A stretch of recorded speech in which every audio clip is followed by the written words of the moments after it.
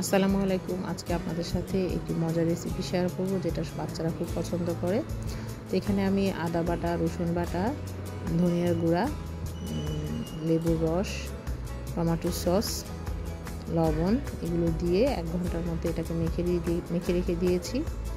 চাইলে আপনি এখানে চিলি সস অ্যাড করতে পারেন এবং সয়া সস অ্যাড করতে পারেন। আমি দুটোই দিইনি, তাহলে আর একটু ভালো লাগবে। তারপর ভালো করে ময়দা এবং কর্নফ্লাওয়ার চালের গুঁড়ার পুডিংয়ের মধ্যে জড়িয়ে ভেজে নিয়েছি এবং তার পূর্বে একটা ডিম ফেটে এটার মধ্যে মিশিয়ে নিয়েছি, তাহলে পুডিংটা ভালো হয়।